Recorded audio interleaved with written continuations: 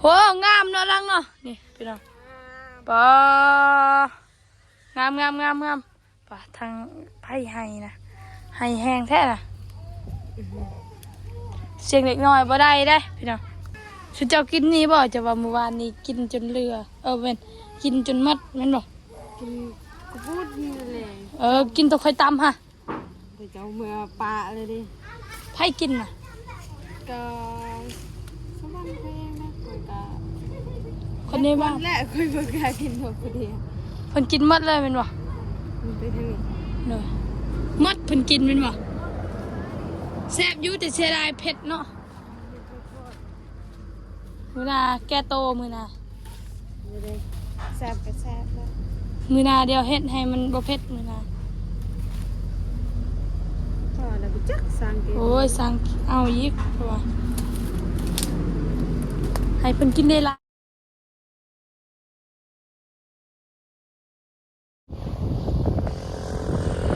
เอาพี่น้องเปิดคลิปเปิดภาพมาอีกเช้านี้เนาะค่ะมาพบพ่อกับน้องไซคือเก่า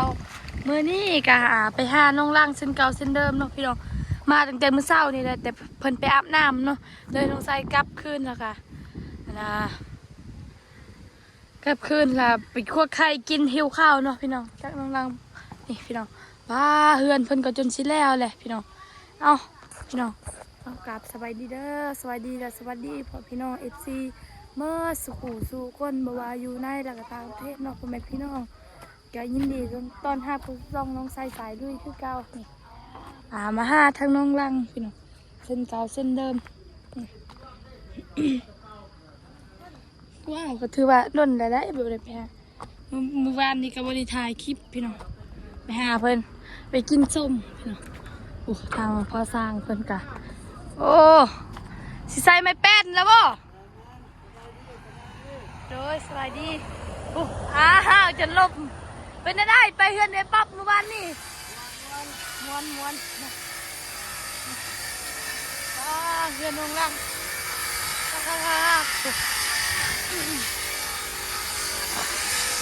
เป็นสิแล้วแหละพี่น้องเอ้ยเดียวกันแล้วพี่น้องนี่ทางลงล่างสวัสดีเด้อมาจะใส่น่ะมาจะใส่อาบแล้วบ่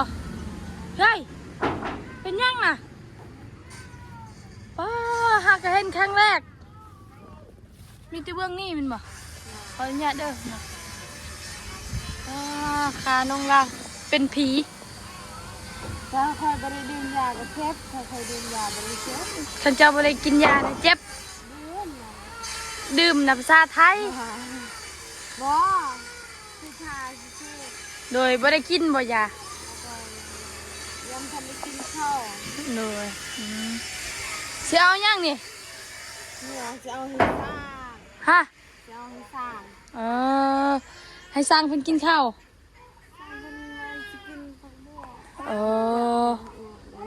กินยอดมักบวบเอาเฮ็ดดีๆได้จะได้ลมได้พี่น้องทับตีนข้างได้เนาะผักกินในแนวนี้เนี่ยก็บ่ยากนะถ้าบ่ได้เจ็บตีนอันนี้เจ็บขาเนาะย่างบ่ได้เลยย่างนิดนึงก็เจ็บแม่นบ่ว่าเขาเก็บซอยซะอยู่ในนี่ไงใช่ไปเก็บฝักพูนอีกนี่ยอดบวบ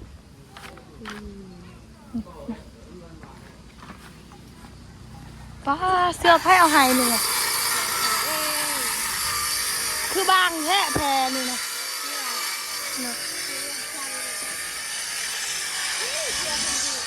ฮะ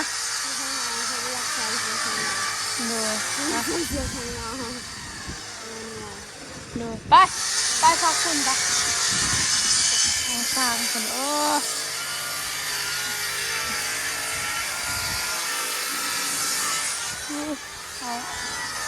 นี่แหละงามไอ้สร้างคนว่าโอ้ยตกใจสินะอยากกินยอดมักบวบพี่น้องจัดไปน้องวังว่ะ อยากกินมักบวบบ่ยากเนาะอยากกินซีนขมังเนาะทางไอ้ช้างว่าอยากกินยอดมักบวบบ่ยากอยากกินซีนแล้วขมังเลยเจ้านี่มาฟังพี่อีกเลยอ่ะ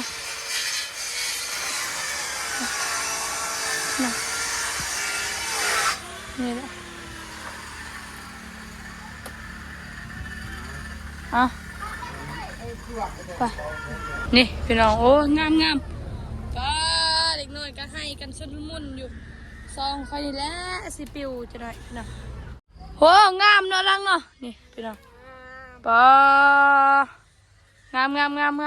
ป่ะทางไผ่ไห้นะไห้แห้งแท้น่ะเสียงเด็กน้อยบ่ได้พี่น้องชุดเจ้ากินนี่บ่จะว่าเมื่อวานนี้กินจนเรือเป็นกินจนมัดแม่นบ่ กินกพูดนี่แหละ กินตัวไข่ตำฮะ เดี๋ยวจะเอามือปะเลยดิ ไผ่กินน่ะ ก็สมานเพลงนะมันก็ คนในบ้าน แหละคุยเพื่อกินตัวคนเดียว เพิ่นกินมัดเลยแม่นบ่ มันไปทางนี้ เด้อมัดเพิ่นกินแม่นบ่แซ่บอยู่แต่เสียดายเผ็ดเนาะมื้อหน้าแก่โตมื้อหน้า ไม่ได้แซ่บก็แซ่บแล้ว มื้อหน้าเดี๋ยวเฮ็ดให้มันบ่เผ็ดมื้อหน้า พอแล้วไปจักสั่งกิน โอ้ยสั่งเอาอีกเพราะว่าให้เพิ่นกินได้หลายแน่เพิ่นสิได้ตุ้ย ตุ้ยแบบเห็ดเรียกว่าเป็น ๆหน่อยเฮ็ดเวียกเป็นแล้วยังสิบ่เป็นมีแฮงเฮ็ดเวียก ตุ้ยนี่จะแปลว่า เมื่อย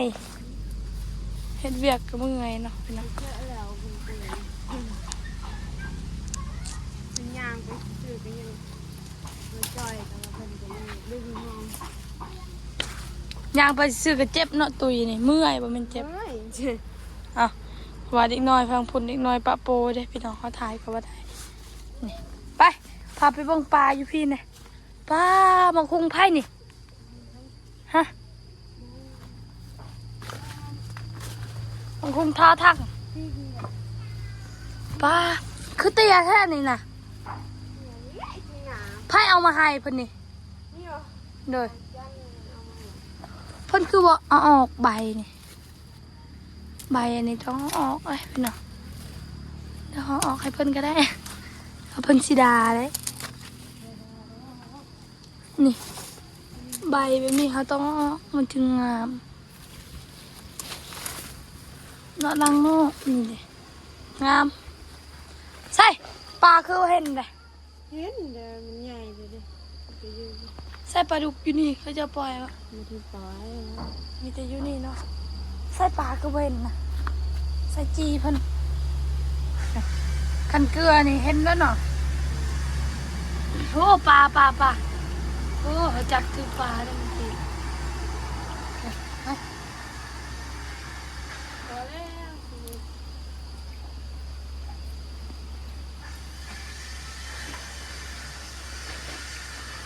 ไปกล้วยไผ่นี่ฮะ ตัวอยู่บ้านไหนบ้านนี้จ้ะ เกยสุกนี่เป็นอยู่บ้านนี่ค่ะเอ้ามันอยู่ฝั่งนี้เวลามันสุกเขาจะเอาบ่ จะไม่ไปเอาจะเอาเลย บ่เขาจะเอาเนาะเขาจะเอามาตัดฝั่งนี้เนาะ แหมเขาจะเอา นี่ซะก็ใหญ่ลิมันบวมจ้ะขาน้องรังบวมหาก็เห็นได้พี่น้องมือนั่นจะใส่รองเท้าเนาะเฮาบ่เห็นอันนี้ทายาซะเฮาเห็นพี่น้องเราใส่เห็นไปเนี่ยรองเท้าตกเลย เดี๋ยวหาอันกับมันกิน เด็กน้อยก็ลายแห้งอยู่บ้านน้องรังกันเลยโอ้ยเด็กน้อยก็สุดมุนเลื่อยไม้แป้นใส่แป้นปูพี่น้องผูกไปจดซื้อแล้วเพิ่นจดซื้อเข้าโรงเรียนแล้วเนาะข้างหลังจดซื้อคือกันบ่จดซื้อไปให้จดซื้อไปเลี้ยงงัวน่ะทึกเลย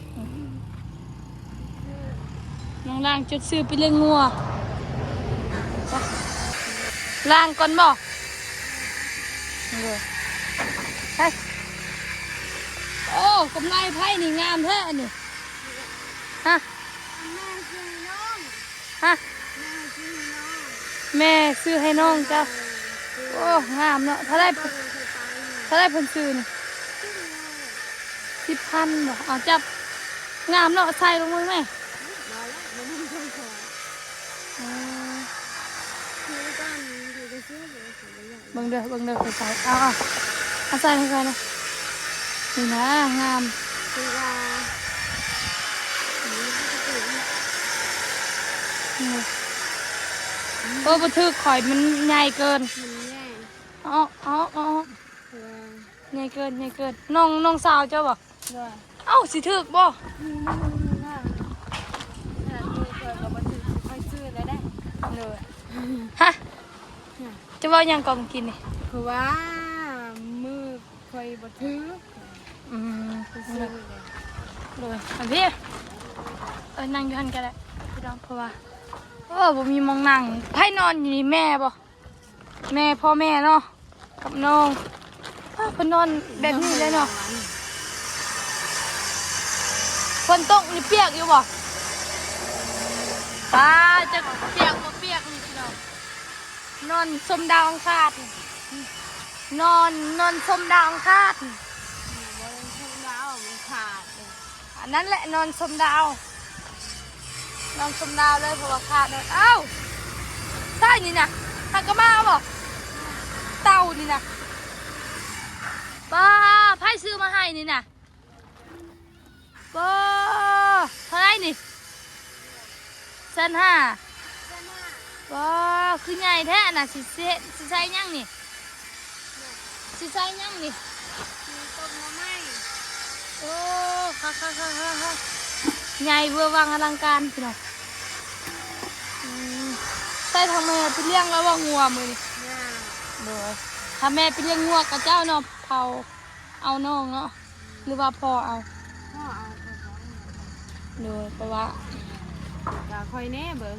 เลยแต่เอาน้ำกันแล้วเนาะเดี๋ยวไปหามึงนั่งก่อนไป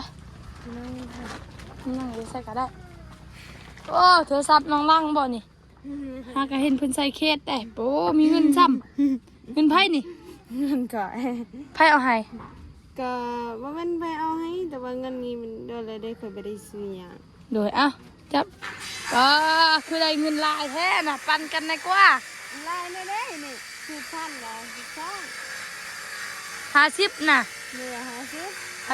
52ใบได้ 62พัน 62พัน แค่อันนั้นนะคนประหยัดซื้อสบู่ เอาไว้ซื้อสบู่ประหยัดเนาะประหยัดซื้อสบู่เป็นน้ำร่างกันเลยไอ้ต้มแม่ผักแห่สั่งคนกิน น้ โอ้ต้มเชื่อบ่ ำ โอ้ทางเงินน้องร่างกะแล้วไว้พี่น้องเป็นที่แล้วเลยจะหน่อยกันได้ขึ้นอยู่แล้วน้องรักนี่พี่น้องดีใจอยู่บ่เป็นใจไร ดีใจ ดีใจหลายเนาะ เนี่ย ไปพี่น้องเขาก็สิขอโตวก่อนบัดนี้ก็สิกลับเพื่อนกลับซานแหละพี่น้องฮะ ที่น้องใช้ไปใส่ ไปเข้าห้องน้ำไปถ่าย ในห้องน้ำที่ แม่น ในห้องน้ำนี่ ไปขี้อยู่ป่า ในห้องน้ำเนี่ย ห้องน้ำเฮาเต็มแล้ว เต็มใจ เต็มแล้วห้องน้ เต็มที่แล้วป้าที่ไม่ได้จินแต่งห้องน้ ำเพราะมันมีน้ำเข่าเด้มันมีน้ำแบบเข่าแต่มันเต็มพี่น้องขอโทษขออภัยน้ำลายไปพี่น้องกันสำหรับคลิปนี้เนาะเฮาสิขอโตวก่อนลำลาจบคลิปปิดคลิปไว้เพียงซ้ำนี้ก่อนพ่อแม่พี่น้องก็ขอบคุณเนาะผู้ใหญ่ใจบุญFCทุกท่านเนาะติดตามมาหาส้มเนาะพ่อแม่พี่น้องกันสำหรับคลิปนี้น้องละเป็นน้องรักอีกคนสิว่าพี่น้องนี่ ำแม่เลือกไว้น้องหลังก็ได้ เพิ่นก็เจ็บขาเนาะ เลือกน้อง น้องนิรันดร์ชื่อเพิ่นน้องนิรันดร์ตั้งชื่อใหม่ชื่อนิรันดร์เด้อพี่น้องชื่อทางสาวเลี้ยงงัวเป็นสาวน้อยเลี้ยงงัวไปพี่น้องกันสำหรับคลิปนี้น้องสาวสุโขโตไปแล้วเด้อสวัสดีเด้อน้องรักโดยบ๊ายบายพี่น้องไปแล้วเด้อสวัสดี